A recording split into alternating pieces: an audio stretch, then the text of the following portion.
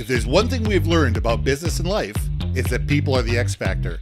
They constantly surprise us, both in amazing ways and not so much. We're Ben and Syya, and welcome to the Gnaw on This Business Bites podcast.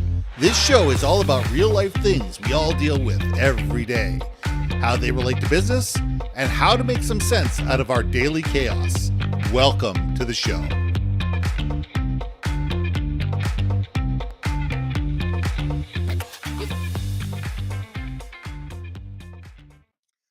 And welcome back to another episode of Gnaw on This Business Bites. I'm Ben, and this is Syya.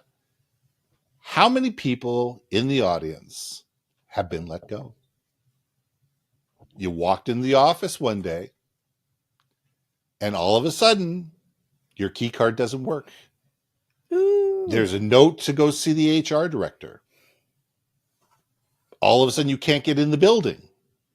Whatever it is, you're no longer employed. I've been there. Yeah. Oh, I've been there. Got the best review of my life. 3 weeks earlier, I got the best review of my life. And then 3 weeks later, I was let go. Mm. No hook, no crook, no way of figuring it out. Honestly, one of the best things that ever happened to me in the long term. But in the moment, how embarrassing.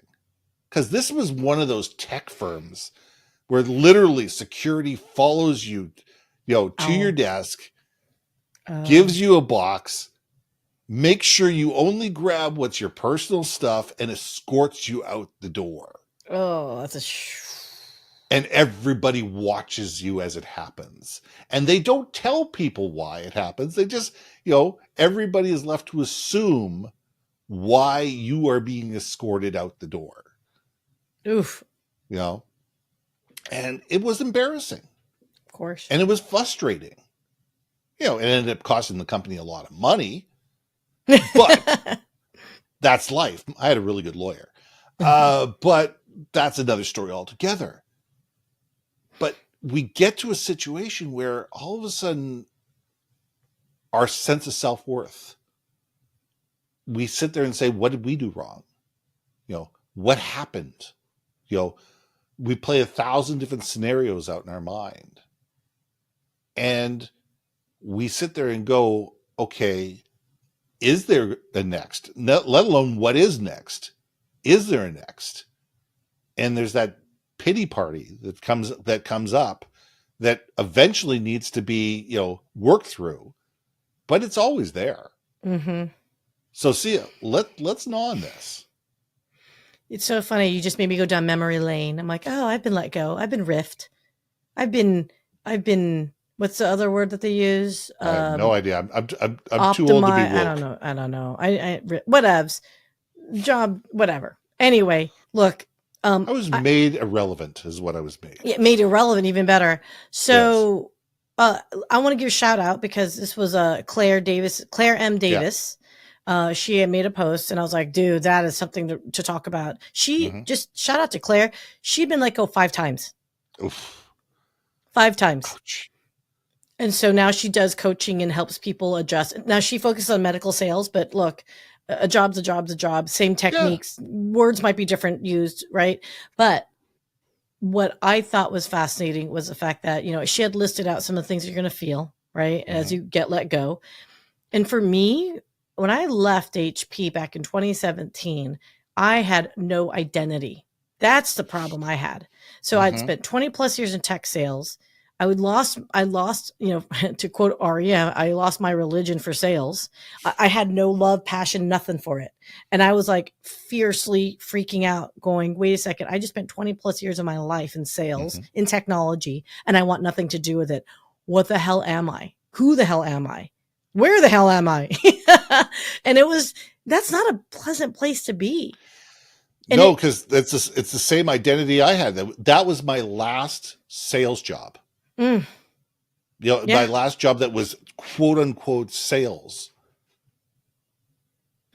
And so you really have to look at your soul, right? Your ego's bruised, right? But when I had left, people had asked me, well, what are you going to do? Where are you going to go? And when I said, I don't know. And then one person asked me this one question, and to this day, it disturbed me. And I say this to all my nieces and nephews now and all my friends that are leaving corporate now, especially of our age group. We're Yeah. getting eased out is what are your hobbies? Mm-hmm. And the fact I couldn't even answer that question Mm-hmm. told me I wrapped up so much of my identity, self-worth in this idea of being a tech salesperson, working for a Fortune 100 company, right? Fortune 50 company. Mm-hmm. And then I realized once that ended, I'm just Syya Yasotornrat, Mm-hmm. right? Yeah, everyone say Which my is a good name. thing. Say my name. But yeah, Yeah. no, but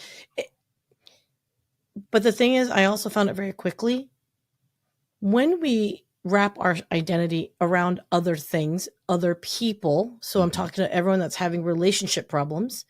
That's codependency. I was codependent at work with my work. You really have to do some soul searching. Yes. But it doesn't mean it's because you're a lesser than person. You are now given this gorgeous opportunity to get to fall in love with yourself. Mm-hmm. And that's where I would like to encourage people, if you're in transition like that, fall in love with yourself again and date yourself.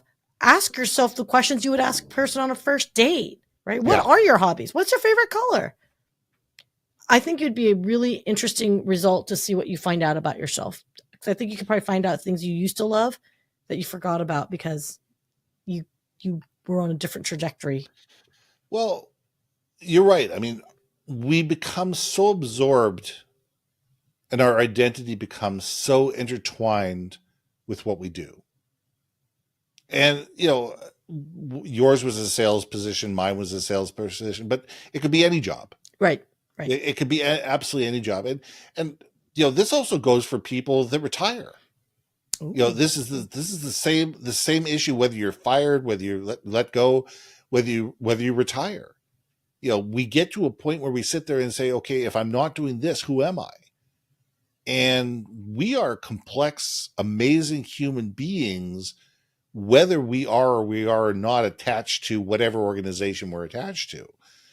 And it's up to us to figure out, how do we separate ourselves in some way, shape, or form from the organization? It's important for us when we're with the organization to be attached to the organization. That our brand is attached to the brand of the organization, that our mission is attached to the mission of the organization. That's how we succeed. That there's alignment there. Because if there isn't alignment there, you're going to hate your job and you're not going to succeed at your job. So there's got to be alignment, there's got to be passion, there's got to be value. You have to feel that you feel value and valued in the position that you're in. However, you also need to sit there and say, I'm enough without. I am enough without this. And I am, whether I'm with this company or I'm with another company, or if I go 6 months without a job, I'm enough without. And these are the skill sets that I have without it. I mean, this is why I wrote my book, Powerful Personal Brands, a hands-on guide to understanding yours. There was a bunch of university students that I was mentoring that were totally and absolutely absorbed in their classes. Like their entire identity was wrapped up in their grades. And, I would sit there and I would mock interview them, and they were saying, well, I got this grade in this, I got this grade in that. I would say, I don't care. And they would be terrified. I said, I don't care what grade you got. I says, do you know what you call the person who graduates last in their medical class? Doctor. He says, what did you learn? What skills do you have that enables you to succeed because of what you learned? Mm-hmm. How do you make your life better based on the skills that you have? How do you make my life better based on the skills the things that you've learned? And I couldn't find a book that asked those questions in a cohesive and cognitive way, so I wrote it. And at the back of each chapter, I asked the questions, and there's space for people to write their answers. And I think that we need to be able to ask ourselves, who am I? It's a Jean Valjean. It's who am I as a human being, and what value do I have, not just to an organization that's, no offense, is going to succeed or thrive or fail, whether you're there or you're not there. Really, it is. It's either going to fail or it's going to succeed, whether you show up at work or you don't. Unless you are a solopreneur, unless you own the company will survive whether you show up or you don't show up. So true. So True. how do you build your life based on that reality that, yes, I'm passionate about what I do. I'm enthralled about what I do. I love what I do, but it's not who I am. It's such a blurred line though, because it's so easy to fall into it. Mm-hmm. Right. And I think that's where we struggle, right? Yes. Maybe it is also, I don't want to call it intellectually lazy, but I think to some degree though is because we are contributing to the success of a business, that we do feel ownership and accountability and pride that we have affected success for that business. However small percentage it might be, it's still, hey, I am team, company B, right? So the other thing I think that bothers me, or at least that if not bothers, let me swizzle this back and say, one thing that I think having these types of things happen to people is I'm glad I got let go, because I was going down the path of I'm making money. I can become complacent. So a lot of these departures, I think, are blessings in disguise too. Maybe it's the universe saying to you, hey, dude, this is not like the boomer mentality where you want to be the company man for 20 plus years and retire. And that was a point of badge pride. That was a pride, right? This generations that were coming up here, millennials and Gen Z, they're used to changing jobs every few, I'm sorry, not jobs. What did they say? Changing companies. 10 jobs before they finally figure out where they are and where they want to be. Somebody said that it could be 10 positions before they finally get to somewhere where they actually are sit in the pocket.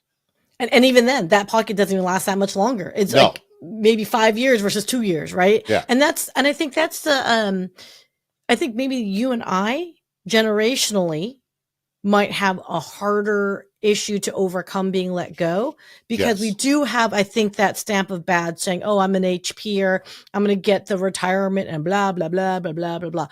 But I don't think that applies so much to the newer generations. I do think for them, I think their quote shame is more along the lines of, well, was I let go because I wasn't good enough for the job? Right. I think it's two different perspectives and mentalities. I don't think we said we weren't good enough for the job. I think it was more along the lines of like other things. But but it was never that we thought that we were unqualified for the job. It was never a FOMO thing. No. I don't think we even thought about FOMO at growing up. I don't think it was even a thought in our mind, or at least never was in mine. Right. It was more that it says, okay, what happened? For me, I was lied to. I was absolutely lied to. I was brought into this position to fix a problem, and they had somebody in the wings that they were grooming to take over once I had fixed the problem. But they didn't tell me this. Oh. They brought me in to fix a problem. I fixed the problem. I righted the ship. I made everything right, and then they basically said, "We don't need you anymore," and they pushed me out the door. The good thing is it cost them a ruddy fortune to do this. And what it enabled me to do is realize I don't want to be physically in a plane 200 days a year anymore, which I was. I was George Clooney. I was up in the air fixing problems. And it enabled me to get into the communications game and get into direct mail, where, guess what? I'm traveling 40 to 50 days a year. And that's, to me, is completely manageable. It's, it gets me out of my wife's hair every once in a while. It enables me to go out and see places I want to see, but it enables me to be in my bed the vast majority of time. It was a great transition for me. That, and I played golf for 4 months until I found the right job for myself. So it was, in the end, it was a great thing, but the first 3 or 4 weeks were horrible for me. The first 3 or 4 weeks, I was angry. I was was let down. I felt that I'd been lied to. Well, I had been lied to. And everybody was in on it except me. Mm-hmm. That sucks. That sucks to be the last one to know. Like, Yeah. It's funny. And here's a question. Did you know, like, when I was let go, I knew something was up. I felt it. Like, I could the energy change. You were just taken surprise. The day of. Wow. Day of. It was, I come off a plane the day before. I came into the office, got pulled into the vice president's office, and got let go. And I had signed a $10 million contract the day before. Interesting. Basically, you've righted the ship. You've done everything we need to do. We want this other guy. The client and us want this other guy running the account. We don't want you running the account. You're out. He's in. Oh, that sucks, dude. You know what? It is what it is. But it is what it is. That's 27, 28 years ago. It's water under the bridge. It's life. I learned a lot from it. It structured how I sign contracts. It structures how I sign deals. It structures how I deal with people. And I've learned far more from it, and it's been far more valuable to me than any of the money that I ever made off that any particular deal. So that's life. I mean, I think, to sum things up, we need to sit there and say, okay, when we're looking at failure, it's not the failure itself, is what comes out of it, because something will come out of it. Something will come out of it, something that you weren't expecting, something that you didn't understand, something that you weren't expecting. And the trick is to sit there and say, not to wallow in your own mud, not to grab your knees and rock back and forth, but to sit there and say, okay, what's next? And how do we get from where we are to what's next? And sometimes you have to go through that transition. Sometimes you need that day, a week, a pity party, but you know what? That's enough. And it's time to sit there and say, okay, I've beaten myself up. I've wrung my hands. I've worn the sackcloth and ashes. It's time to move forward. Look, 100%. Again, we agree. We always agree on this. For those that are going through this, and there's many of you, and we are in a recession, so 100%, it isn't the end of the world. And depending on what path you decide to take in life, I decided to go outside the whole world of technology. I'm still in it tangentially, but I can't be happier. So if there's anyone that's going through this right now, wondering what my next is, I found my soul again. And I'm so grateful for that, right? You too can find your soul again and be happy for that. And do what makes sense. And if you have any doubt or question, there are a ton of people on LinkedIn that have been there, done that. Reach out, you guys, because no one's alone. Not in this. No. This situation, I think it feels like it's a majority these days.